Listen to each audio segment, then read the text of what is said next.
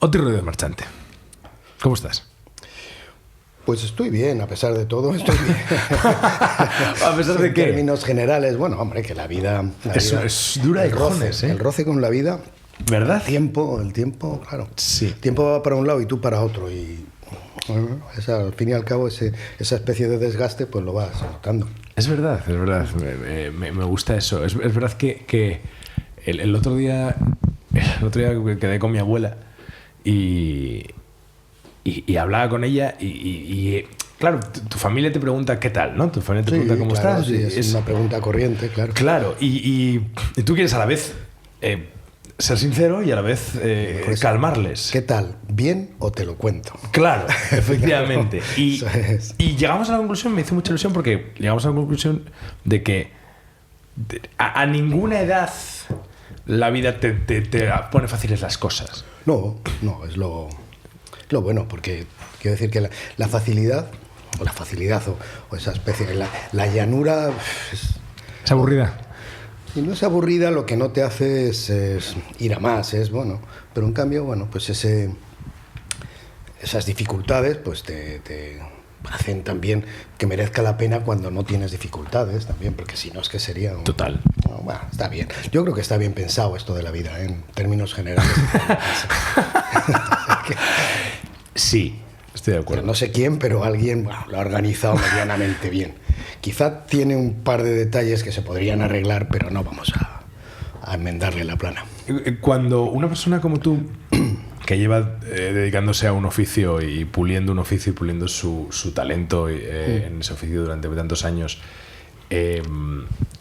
alcanza tantas metas, ¿no? Porque yo, joder, tú has... En el oficio crítico, todos los oficios tienen metas. Sí. Tienen lugares a los que ir llegando, lugares que van motivando a uno profesionalmente, y tú en el oficio de crítico y de articulista y de comunicador los has conseguido todos. Cuando eso te libera actualmente, eso de pronto te hace acercarte a tu oficio con una calma que no tenías igual hace 20 años. Bueno, acepto un poco el todos ese de haberlos conseguido. Bueno, creo que nunca se consigue todo, a no ser que seas un poco bobo. Pero no creo que te libere eso. Lo que te libera, o lo que me libera a mí, o lo que me está liberando a mí un poco, es que pues el ver más terreno pasado que terreno por delante también es un poco tranquilizador, en el sentido de que pues prácticamente no tienes que ser otro nada más que tú. O sea, Eso es ya, muy liberador. ya por mucho que te quieras esforzar, lo mejor que puedes hacer es ser tú, porque ponerte a ser otro sí te lo permiten las circunstancias, la cabeza y, en fin, ese tipo de cosas. Bueno, has dicho una cosa muy interesante, que es el ser tú, en tu caso, que me parece que está doblemente conseguido. Creo que el oficio de la crítica en España tiene muy pocos nombres propios que hayan desarrollado una identidad, ¿no? Para el gran público, sobre todo, para la gente más dentro del gremio, quizás. Y creo que la tuya es clara. Yo siempre te he visto como un crítico generoso. Yo siempre te he visto como un crítico amable, como un crítico paciente, como un crítico que se ha preocupado mucho de ser justo y de ver las películas con la grandeza que supone este oficio. No sé si estás de acuerdo con esta imagen. Estoy completamente de acuerdo. Es decir, me ha costado llegar a aceptarlo. Es lo que tú dices, claro, llevo mucho tiempo haciéndolo, y durante todo ese trayecto profesional, luego en la vida, pero en lo profesional, digamos, pues ha habido épocas o etapas en las que la tentación de intentar ser otra cosa que lo que eres, es decir, yo, como sabes, mi mejor amigo es Carlos Bollero, claro, que es absolutamente Contrario, su manera de, no de ser, pero sí de decir su personaje como crítico es opuesto, es completamente opuesto. Nos llevamos estupendamente. No sé. Y él es que es así, o sea, y es su... Y yo me ha costado, ya te digo, algunas etapas de mi vida, pues plantearme, oye, ¿por qué no te vuelves un poquito más cabrón? No sé, si no pasa nada. Si... Pensando, imagino, en cosas que Boyero consigue gracias a ese cabronismo. Bueno, no sé si pensando de esa forma así un poco, sino simplemente porque igual tampoco es injusto el ser duro con lo... O sea, que hay algo de injusticia en intentar meter todo en algún tipo de saco aceptable, ¿no? Puede ser. Y no lo sé. Bueno, te quiero decir que sí que ha habido... Pero bueno, que con el tiempo me digo, si no sabes... No va con mi naturaleza. Es decir, mira que he visto muchas pelis malas, malísimas y tal. Y hay veces que no escribo de ellas. Y hay veces que también intentas ver...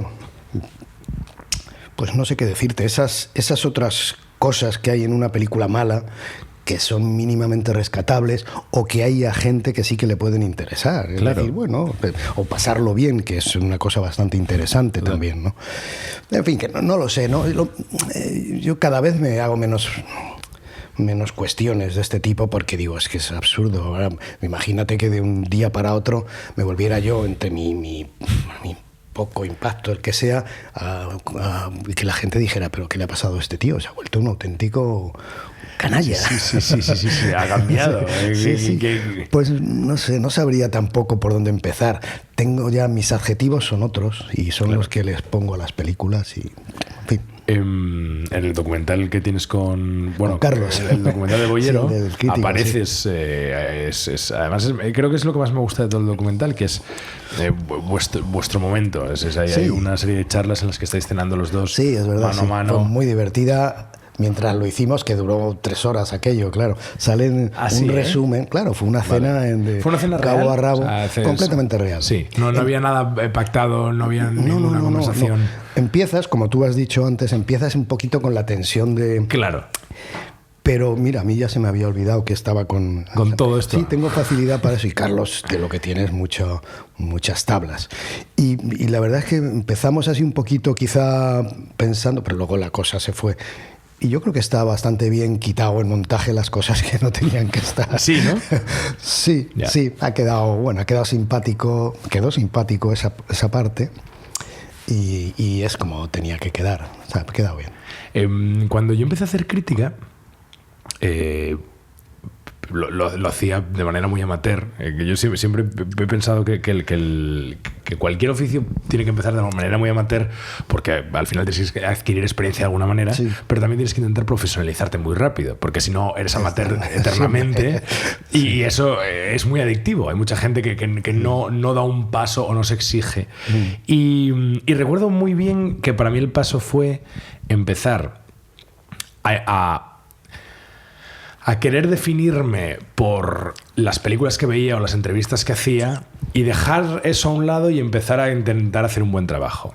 Entonces, a lo que voy con esto es, yo me imagino que cuando tú, en los inicios de una profesión que tú has vivido de otra manera a cómo se vive ahora, tú has viajado de una manera, has tenido unos recursos que no se tienen ahora, imagino que ha habido un momento en el que...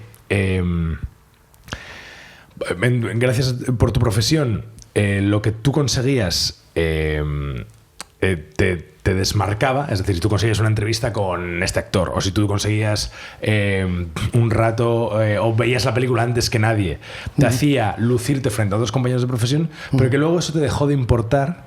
Y al final lo que te importa ahora, imagino que es sencillamente hacer un buen trabajo y disfrutar. Sí, hay que ser un poquito exigente con eso del buen trabajo, porque el buen trabajo, como dice J. Simon el buen trabajo es uno de los mayores enemigos de lo mejor, claro. Es decir, que te conformas con un buen trabajo, pero hay que... Y en esto, que llevo yo haciendo tantos años, el mayor peligro no es que me paguen poco, que es bastante peligroso, sino que caiga en la rutina. Es decir, total. Es muy difícil cuando ves 500 películas al año, y tienes que escribir o por lo menos pensar en todas ellas, no entrar en una especie de carril en el que, bueno, estás por aquí.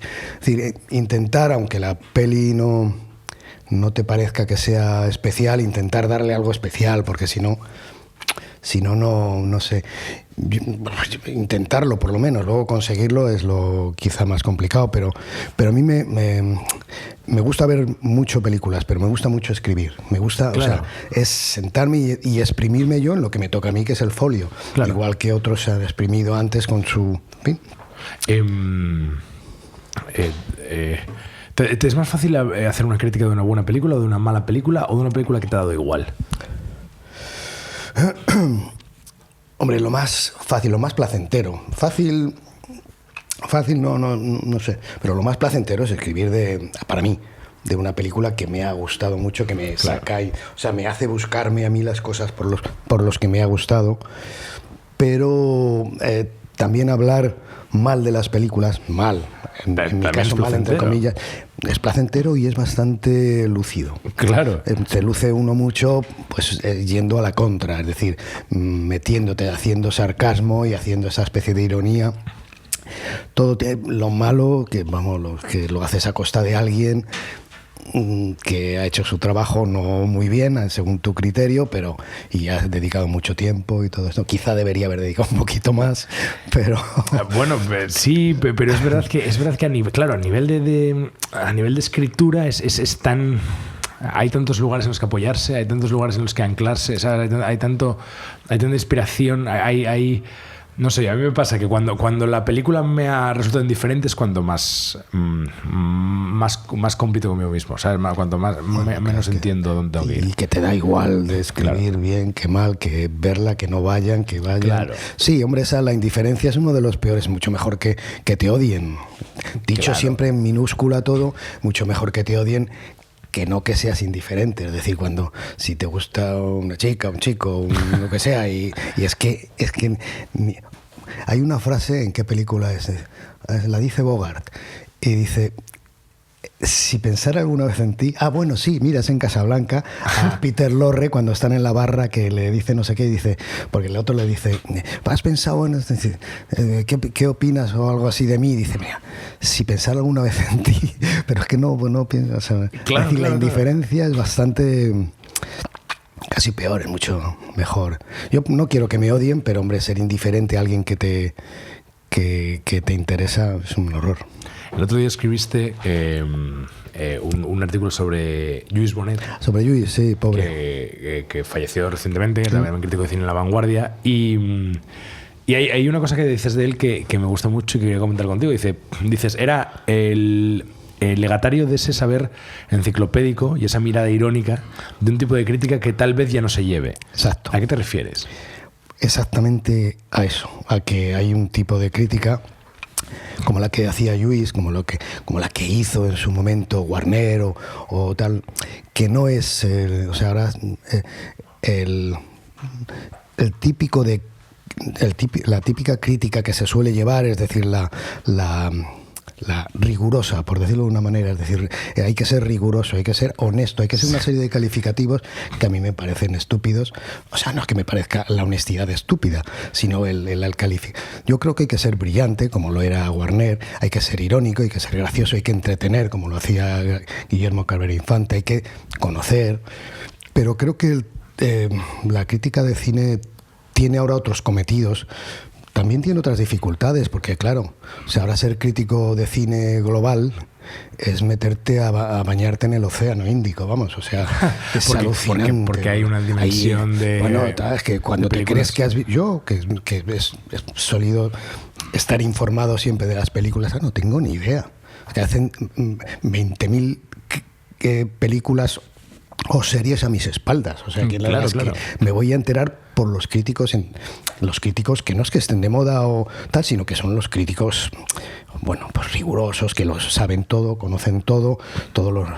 Yo pertenezco a un tipo de crítica en el que no sabías tanto de todo, pero sabías mucho de unas cuantas cosas. Pero yo estoy en que no se lleva. Ahora lo que quieres es alguien que te bueno, pues que te sepa una especie de Virgilio en ese océano que es... Creo que es verdad que antes hacía más literatura y ahora se recopilan datos. Sí. Creo que hay algo de eso, estoy de acuerdo. Seguramente, sí. Creo que esa,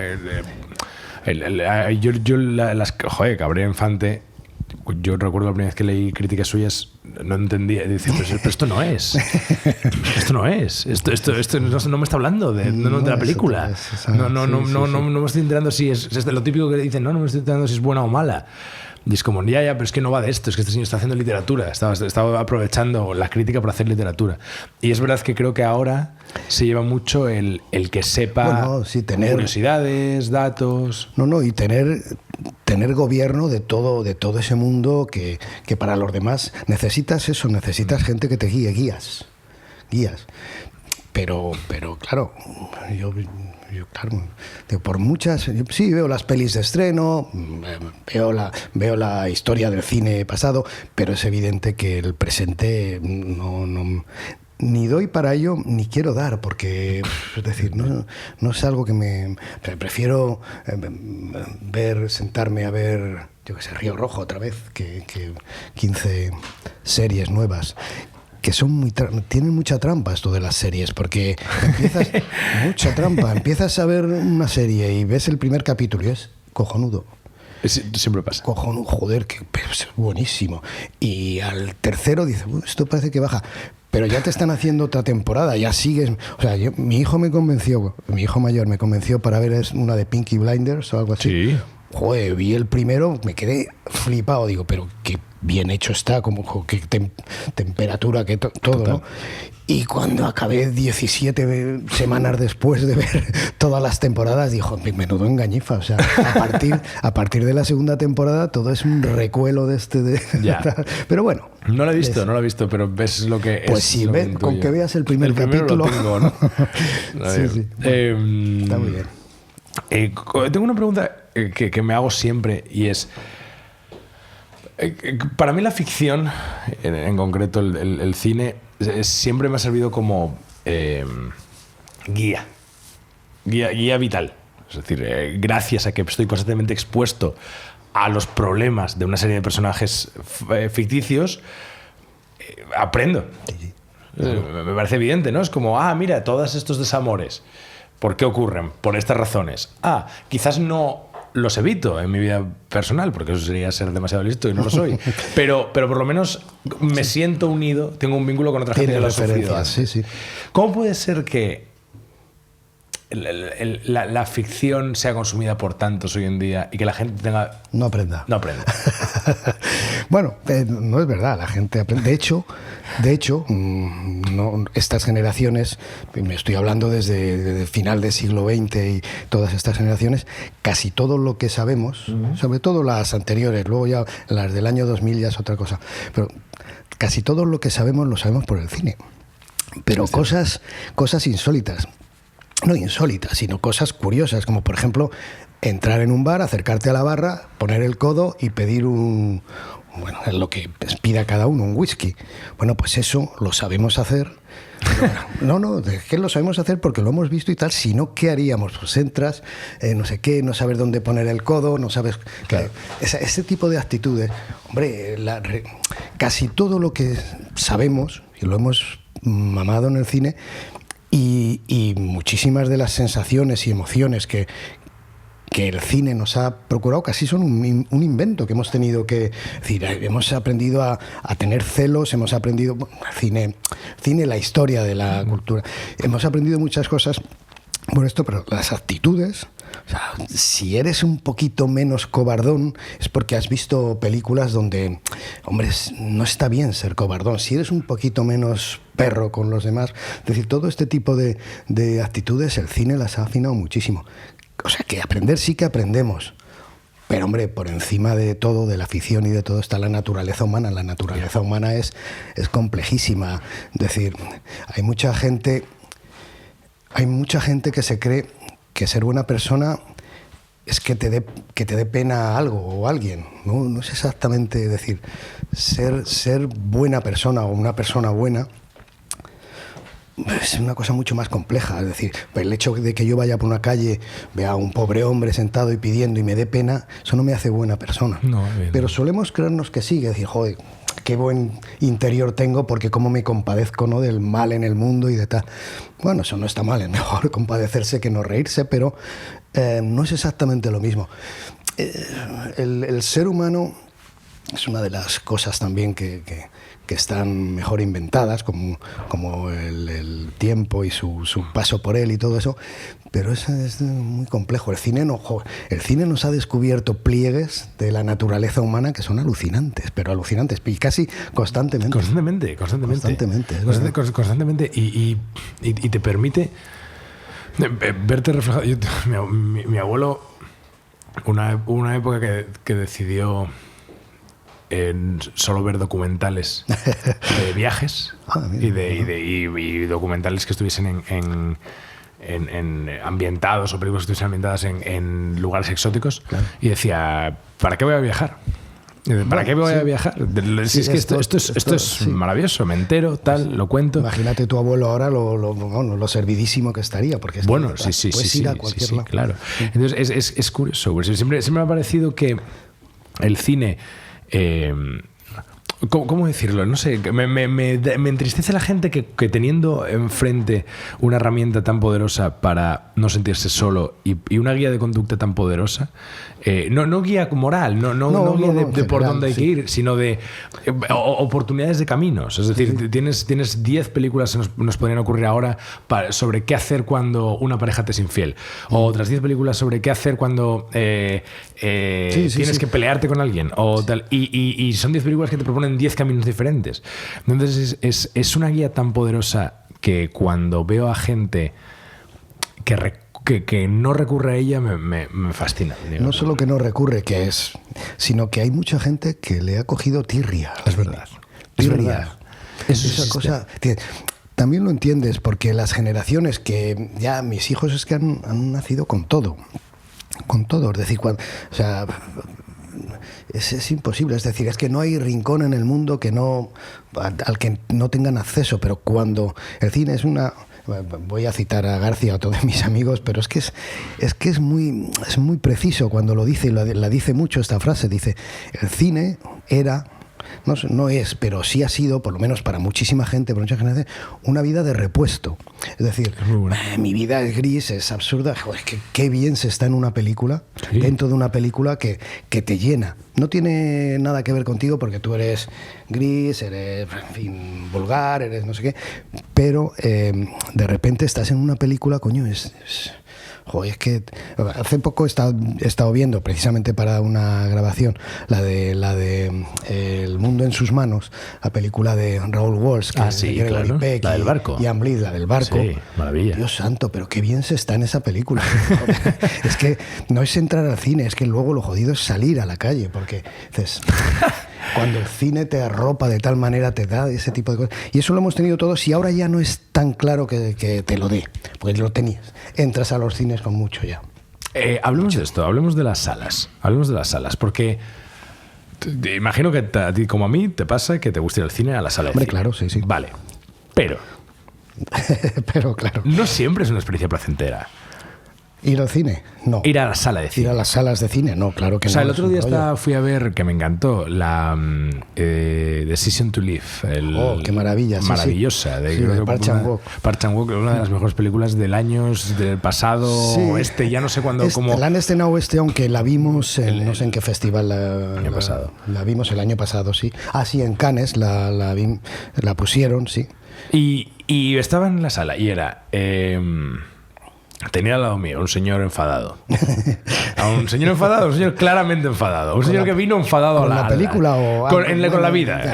Un señor que vino claramente enfadado a la sala, claro. Porque me acuerdo además que intentaron pasar una pareja por delante y antes de empezar la película intentaron pasar y le dijeron disculpe. Ya gruñó. Sí, le dijo disculpe, tenemos que pasar. Y él dijo, pues pasad. En plan, y no se movió ni un centímetro. Salta. Sí. Y luego tienes de pronto a una señora haciendo ruido detrás, a no sé qué tal. Y a pesar de que a mí todo eso me puede parecer romántico, porque hay un punto de romanticismo, sí, pero no. Y un punto de tal. Y luego estás aquí y delante te ha tocado un tío alto. También es verdad. Y entonces de pronto la película, bueno, porque yo hago mi novia y puedo hacer así, pero no es tan idílico. No. Ahora es un poquito más idílico y más cómodo en el sentido de que vas a una sala, por ejemplo, un miércoles y no hay ni Blas. O sea, para que encontrar a alguien que te moleste tienes que ser mala persona e irte detrás, tú, porque no hay nadie de nadie. Pero es verdad que ir al cine... yo escribí un libro hace ya unos años sobre ir al cine, que se llama 2 para la 3. No estoy haciendo publicidad porque ese libro debe estar ya requete quemado. Bueno, y porque estás en este podcast, con lo cual no estás haciendo publicidad de nada, pero que en el que, bueno, es evidente cuando ir al cine tenía sentido y era romántico y todo eso, que no es lo mismo ir al cine un lunes que un sábado, ni es lo mismo ir al cine con tu novia o con la mujer que amas o con el hombre que amas que ir con tu suegra. Joder, no es lo mismo ir al salir del trabajo que un día de vacaciones. Hay las maneras, y qué películas son buenas para uno y otro caso. Es decir, pero yo creo que aún y a pesar de todo, ir al cine con sus incomodidades, que entre otras es que hay que salir de casa pudiendo venir el cine a ti, que eso es muy importante, pero entonces, con todo y con eso, cuando ves una película en las mejores condiciones en el cine, eso es imbatible. Es imbatible. Y a mí me gusta la liturgia. O sea, a mí me gusta el paseo, también, el antes, el después, el pensar, la charleta después, claro, o incluso si vas solo, que la película te invada. O sea, a mí me gusta todo eso.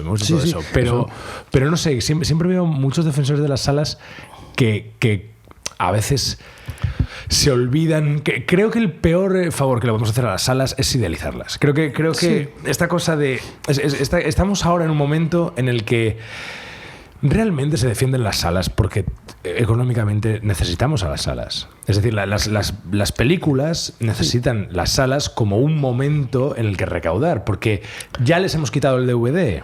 Entonces, si solamente tienes el momento de recaudación, que es la plataforma, que es la suscripción, las películas no se rentabilizan. Con las salas tampoco es la rentabilidad en salas no será suficiente para salvar al menos un tipo de cine, que estaría bien que siguiera existiendo a pesar de no tener éxito de público.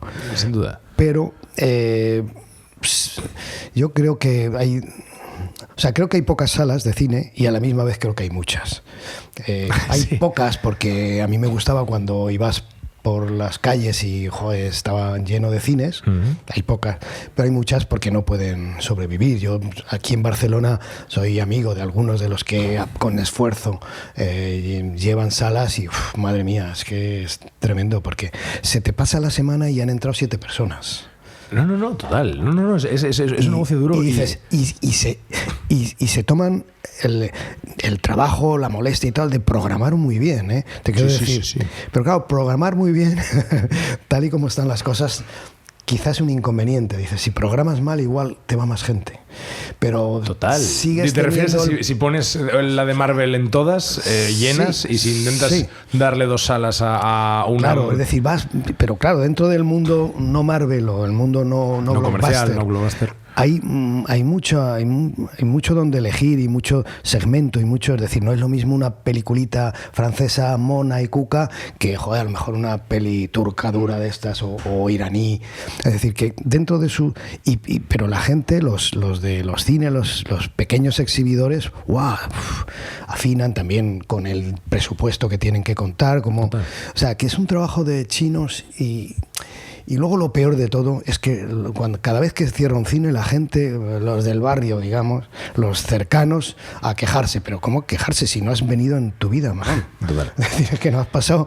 Yo me acuerdo cuando cerraron no sé qué, o los Renoir o los Alphaville de no sé qué ciudad, de Pontesoria, no sé lo que estoy diciendo, pero el pueblo a quejarse de, bueno, no hay derecho a que nos cierren el cine, pero joder, pero si no lo cierran porque claro, no, porque lo cierran porque no contra. vais. Claro. Pero si fuerais, aunque sea de vez en cuando, ¿por qué lo van a cerrar? Sí, no lo sé. Creo que hay un momento ahora en el que tenemos que empezar a darnos cuenta del valor que tiene, o sea, de lo bien que se está en casa, de la oferta, de lo increíble que es, de cómo. Es que el otro día, no sé qué entrevista vi en Estados Unidos de una película que se estaba estrenando, y la entrevista ya, el actor ya decía, puedes verla en cines o en HBO Max. Sí. Lo que antes tardaba 3 meses en llegar a tu casa, ahora ya tarda 3 días. Sí. Entonces, creo que esos empresarios, que es verdad que están ya un poquito con el agua al cuello, van a tener que hacer un esfuerzo mayor en incluso mejorar todavía esa calidad de las salas, porque hay algunas que todavía están como están, y van a tener que intentar pues mejorar la calidad de las salas, mejorar, no lo sé, el equipamiento, mejorar las proyecciones y demás. Los precios, ajustarlos a lo que haya que ajustar. Eso es. Muchas veces, te vas un fin de semana un sábado tienes 2 hijos y tal, y te vas con ellos a ver una película. Mi padre, mi madre, sale por 100 pavos. Total. Mira, somos 5. Fuimos estas navidades a ver El gato con botas. Hacían años que no íbamos al cine todos juntos. Y mi padre igual pagó, palomitas, entradas y tal, 90 pavos. Sí, eso es así. Claro. Yo, afortunadamente, como las he visto todas, ya no tengo que ir luego con mis hijos a verlas. Siempre me he escaqueado siempre. Claro. Bueno, no, la verdad que me he metido muchos dibujos, pero es algo caro y que pasa lo mismo que con muchas y pocas salas. Es caro y es barato. Las dos cosas, porque el goce que te puede dar 2 horas tal, joder, te montas 3 veces en esto de ¿cómo se llama? El parque que hay en Tarragona, el parque de Portaventura. Que se me vaya la olla esto. No sé qué está en los premios que me dan a la trayectoria. Entonces ya empiezas a mostrarte olvidadizo para que te den más, ¿verdad? Para que te den más premios a la trayectoria. Pues que te quiero decir que te vas a... Bueno, Portaventura está bien carísimo, ¿eh? No... Por eso, que te montas 2 veces en el León Cano, Gengis Cano, como se llame, sí. Y es mucho más caro que a ver... El León Cano me lo quedo. Déjame preguntarte una cosa. ¿Hay películas que no hace falta ver? Hombre. No, pero no solo... No, espera. No solo las malas. No solo tal. Toda la razón, sí. Yo tengo películas que no he visto. Y son buenísimas, pero no quieres verlas. No, y sobre todo, ya las conozco. Te voy a poner un ejemplo. Easy Rider. Sí. Easy Rider la vi el otro día por primera vez. Y la vi y dije... Mejor lo que yo no lo había visto. Eso es. Porque ya sabía un poco... Había visto... Sí. Son películas tan culturalmente tan empleadas que ya conocía varias canciones utilizadas en la banda sonora. Ya había visto escenas, ya había visto a sus actores en otros lugares en los que brillan más. Claro. Sí, entonces, de pronto... entiendo lo que dices y es verdad. Creo, y me interesa porque creo que hay algún crítico de tu generación que es muy insistente con los clásicos. Sí. Y a mí hay clásicos que me parece que ya están estudiados. Es decir, la diligencia, por supuesto, implica una serie de cosas, pero más allá de que sea necesario un visionado de la diligencia para entender de dónde venimos y a dónde vamos, y para entender una serie de planos y un visionado académico y un visionado de estudio, como espectador, tú has superado la diligencia. Sí. Y tú tienes ahora una serie de westerns del mismo John Ford o de otros directores contemporáneos que superan la diligencia para un espectador. Sí, es verdad. Hay varios motivos por los cuales mejor no ver una película buena o muy buena o lo que sea. Uno es ese, es decir, que quizá en tu imaginario, en tu esto, ya esa película es insuperable y lo único que puedes hacer es que te rebaje un poco, es decir, que pues, claro. Mira, no. Otro es que hay películas buenísimas que son poco recomendables éticamente, pues por género, porque te va a hundir una tarde o un mes.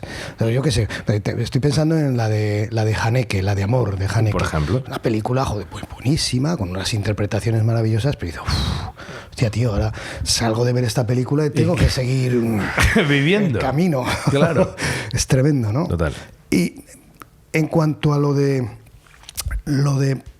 ver cine clásico, yo, que lo veo, bueno, mucho, cuando puedo, cuando tal, solo lo veo por un motivo. No tengo ningún motivo más. Bueno, a veces tengo que hacer algún tipo de trabajo con él, pero es por el placer. Vale. Por el placer y porque creo que no me va a enseñar nada más que cosas buenas sobre cómo se narra bien algo. Es algo en lo que hemos perdido muchísimo. O sea, eso que decimos del sujeto, verbo, predicado, eso en cine está tan perdido. Es que ahora el cine se hace en subjuntivo. Es decir, pero ¿quién habla en subjuntivo? ¿Quién escribe en subjuntivo? ¿Quién quiere que le hablen en subjuntivo? Es decir, si me están contando que el cine es más cosas, pero también es contarte una historia, de más cosas. Y hay cine que no es narrativo, que no tiene esa función narrativa, pero el cine, el que te hace cinéfilo no te hace Alain Resnais, cinéfilo te hace Howard Hawks. Totalmente. Y es ese tipo de historias tan bien contadas. Dices que puedes pararte un día entero a analizar la elipsis, o sea, lo que no te cuenta. O sea, hay películas que solamente con lo que te evita contar y que luego tú vas incorporando y dices, joder, aquí puedo estar pensando, ¿por qué yo he decidido todo esto? ¿Sabes? O sea, hay algo en ese lenguaje clásico. O sea, pero efectivamente, pero entonces acabas viendo clásicos para placer. Por placer y también por inspiración para tu trabajo, es decir, por una referencia, por no olvidar nunca las referencias. Sí, por eso, es decir, que la sencillez es complicadísima, pero es lo que ves ahí, ves esa manera de decir, ¿por qué tengo que no contar lo que quiero contar? Total. Es decir, puedo no contarlo de una manera burda, grosera, tal, de ser fino contando, pero hay muchas películas, y a mí me gusta mucho el cine más intelectual, por decirlo de alguna manera, que no es cierta, pero bueno, para entendernos, pues el cine coreano, o el cine de Hong Sang-soo, que es un cine pequeñito, tal, todo lleno de ideas que probablemente no coinciden las tuyas con las del director, es decir, él está diciendo una cosa y tú estás escuchando otra porque no tiene nada que ver. O sea, que es ese tipo de cine, bueno, más de nuestro siglo, más de nuestro milenio incluso, pues, pero de vez en cuando, joder, esos que te pones cualquier película de Howard Hawks, cualquier película de Ford, es que me da lo mismo, dice, ¿cuál es de Howard Hawks? Da igual.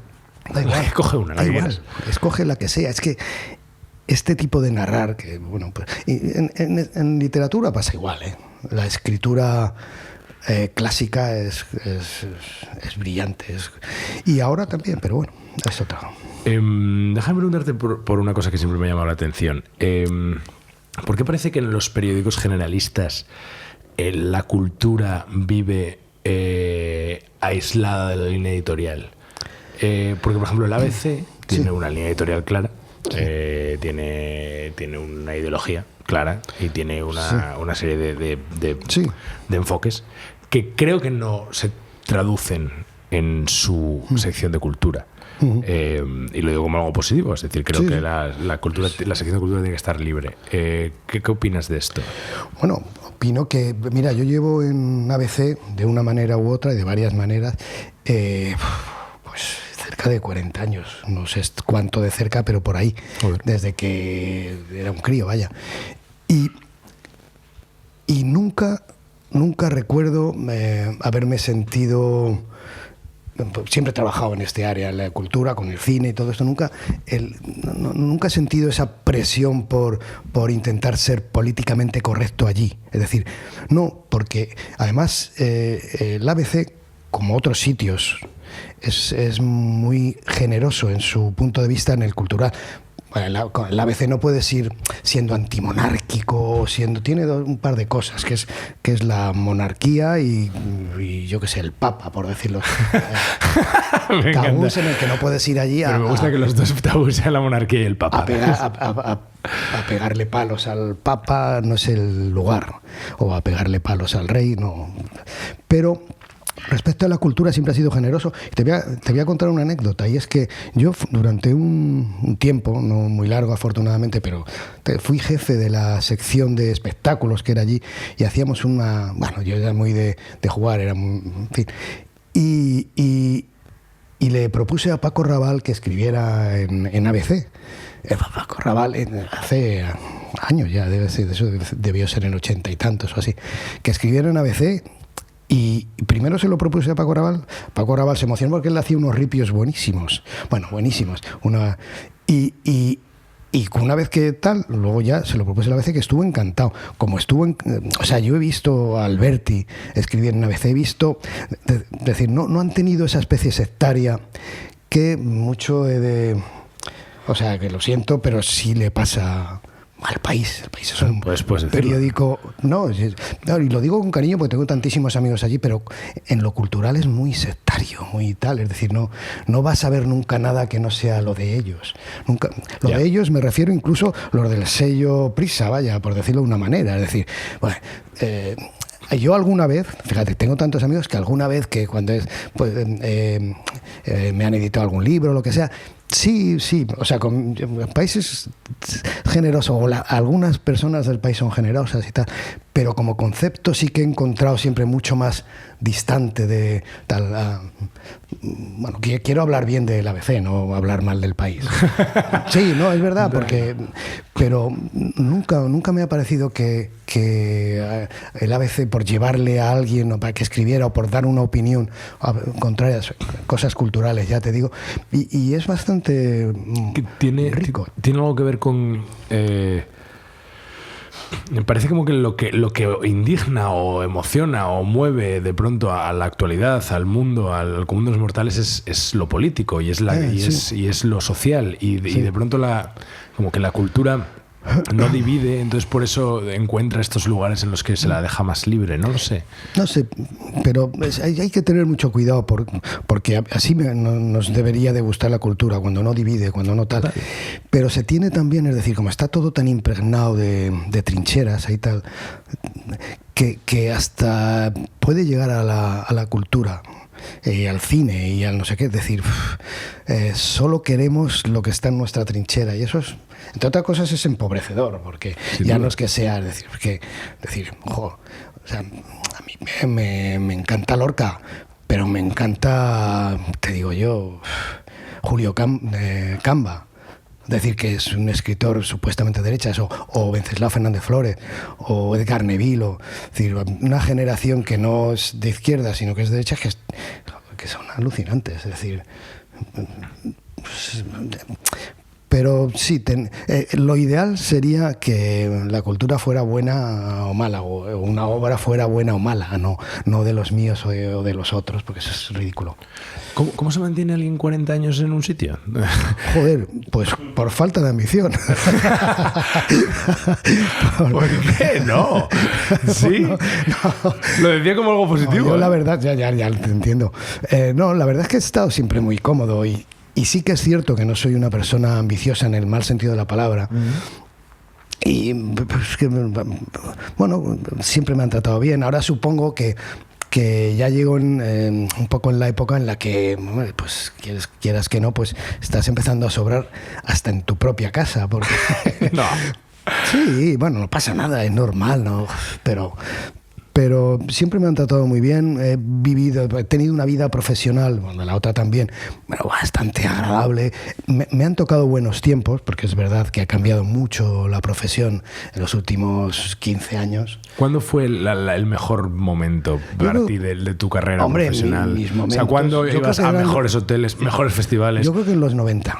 En los 90. Sí, en los 90 era un escándalo, vamos, lo bien que vivíamos y que... O sea, habláis en el documental de esto, claro, habláis en el documental de cómo Bollero y tú ibais... O sea, quiero decir, ibas...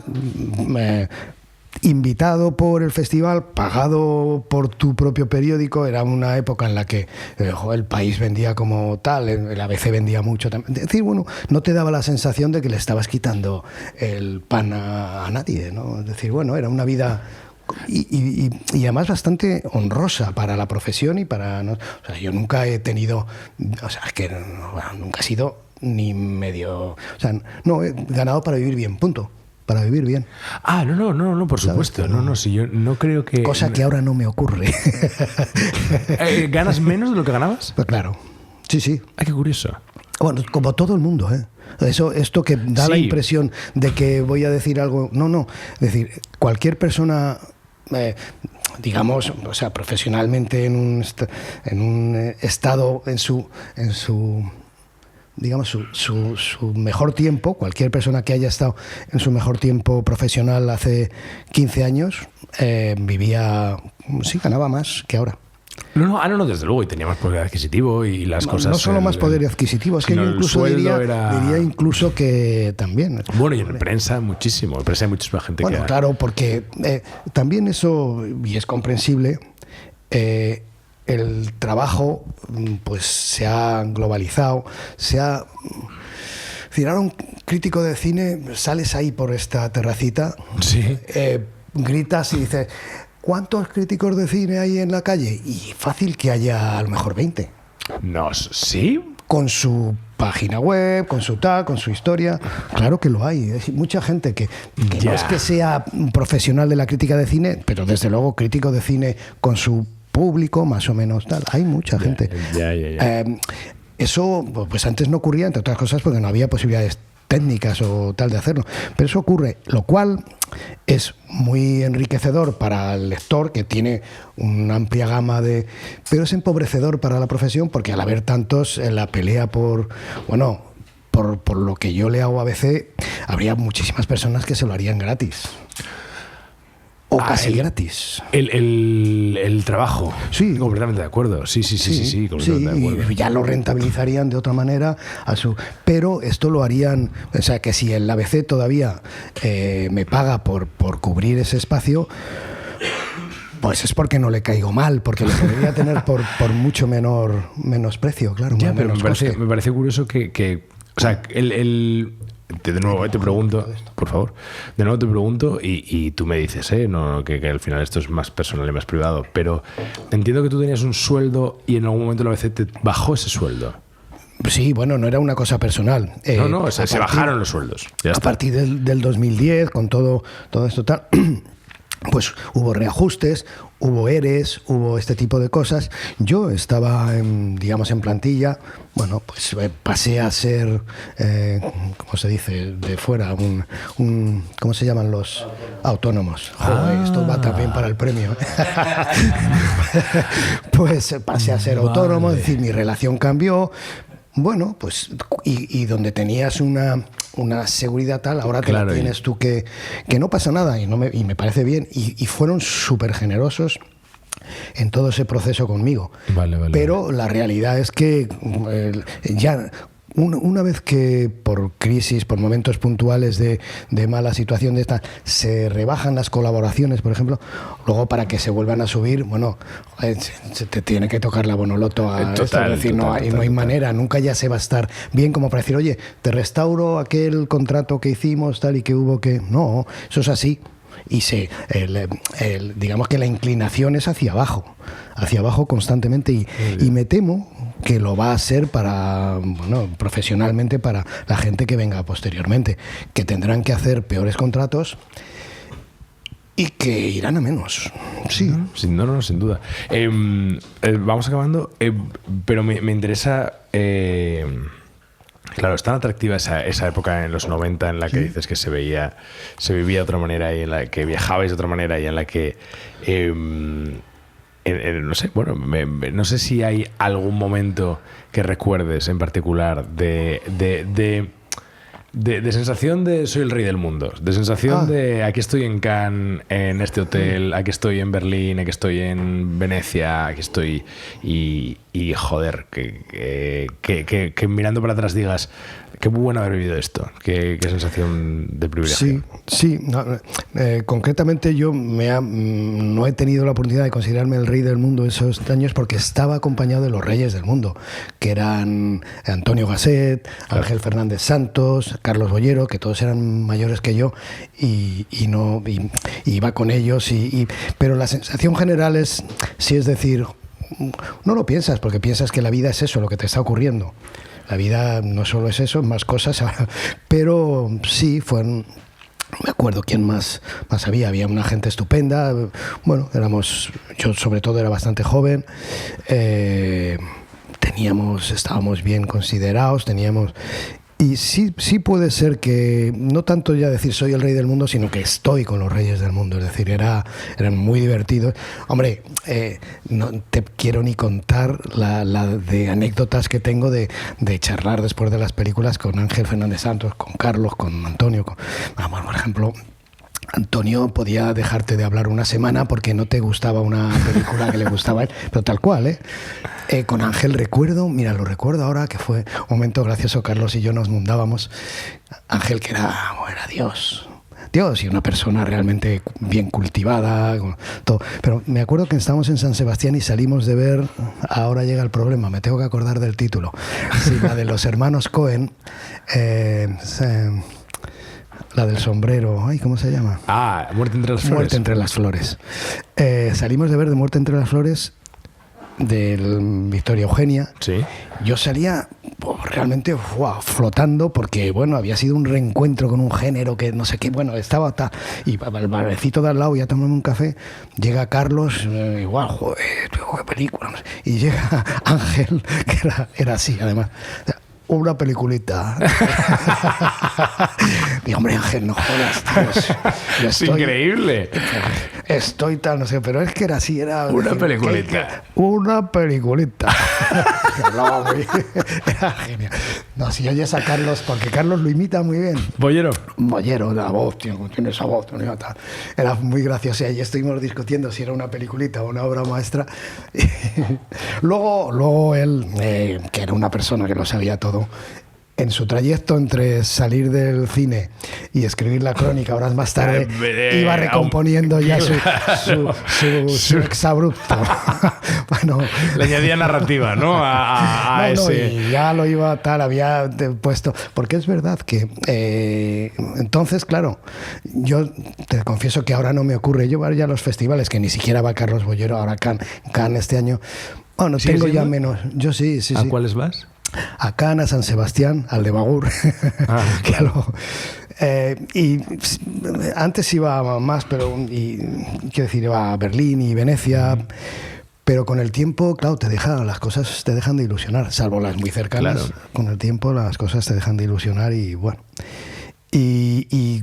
Y ahora Cannes y San Sebastián, mientras mi periódico y esto le parezca bien. De nuevo pregunto, me inmiscuyo. ¿Financia todo la ABC? A mí sí. Claro, igual que antes. Igual, o sea, sí. La verdad es que yo creo que es más... Entonces la diferencia es más como que queráis menos, que el acceso era otro. No lo sé. La diferencia, yo creo que es una diferencia de punto de vista. Es decir, yo...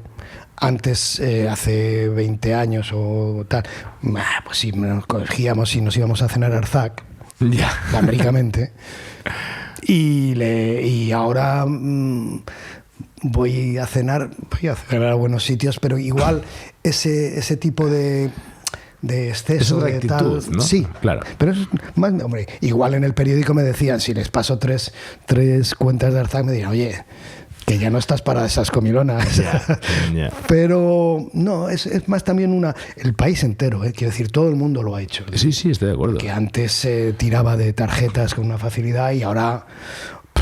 Sí, se vive de otra manera. Sí. Para acabar, justifícame, cuéntame, Bollero. Carlos, sí. Lo que ya lo decís en el documental, pero es que me interesa mucho esto. ¿Qué? ¿Está loco? ¿Es un genio? ¿Carlos? ¿Es bueno que exista Carlos Bollero? ¿Es malo que exista Carlos Bollero? No. Que sí es bueno que exista. Es que me pregunto, o sea, Hombre, para mí me parece buenísimo. Me parece una persona encantadora, entrañable. Conmigo siempre ha sido muy amable, ¿eh? Yo le he entrevistado un par de veces. Él es amable. Muy amable. De entrada con casi todo el mundo, salvo que le esté doliendo una muela. Quiero decir, no, está bien educado. Es una persona de Salamanca que ha tenido una educación correcta. Lo que es verdad que, bueno, él en su recorrido profesional lo que ha ido es construyendo un personaje que le ha ido muy bien profesionalmente. O sea, ¿Es un personaje? es un personaje por completo. ¿Qué que tiene muchas cosas que ver con él, porque él sí, pero es una persona encantadora. Yo lo digo en el sitio, sí, lo digo siempre, es decir, con mis hijos, a los que conoce desde que nacieron, bueno, para ellos y él íbamos a Madrid y claro, mis hijos son unos bigardos ahora, pero es que es igual, es el boyero. Es una persona súper entrañable, con unos gustos con los que puedes o no estar de acuerdo. Carlos y yo estamos de acuerdo en pocas pelis, en algunas, en otras bastante en desacuerdo. Yo creo que él se ha dedicado a regar, digamos, ese terrenito de confort suyo, donde estas películas sí y todas estas no. Pero yo se lo he dicho muchas veces y le he hecho ver alguna película de la que ha escapado. He dicho, tío, tienes que verla porque, joder, no puede ser que... Me gusta esto. Alrededor de Carlos Boyero hay una serie de amigos suyos que le convencéis, que le lleváis a sitios. Eso es curioso. Sí, no, y que él es un poco como Bartleby, es decir, prefiero no hacerlo, prefiero no ir. Yo pues no me estoy tranquilamente fumando un pitillo y no voy a... Pero es una persona dentro de que entre el personaje y la persona se hayan devorado mutuamente. Es que nadie que lo conozca y lo conviva tendrá... Sí que es verdad que hay una reacción virulenta hacia él, sobre todo de gente mediocre. Es decir, molesta mucho a ese crítico o esa crítica que no, en fin, que no tiene tampoco esa poder que tiene Carlos Boyero sin buscarlo, y ellos buscándolo por todos los medios, por tierra, mar y aire, no tal. Les molesta que Almodóvar prefiera una mala crítica de Boyero que una buena de vete tú a saber quién. Eso es interesantísimo.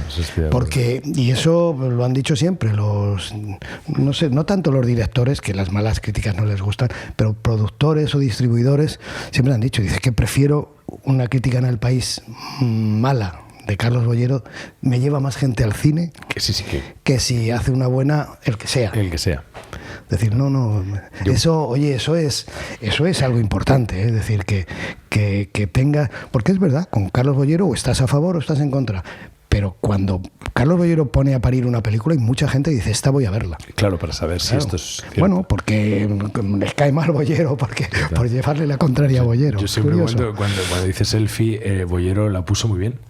Y me puso muy bien. Hombre, es que es una película cojonuda.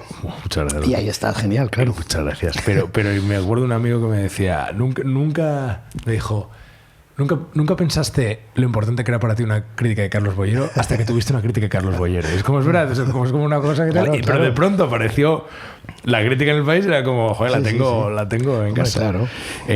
Oti, no te retenemos más en este Airbnb con dos personas con gripe. No, es broma, estamos medicados y hemos hecho el test COVID, pero... yo no. Pero muchas gracias.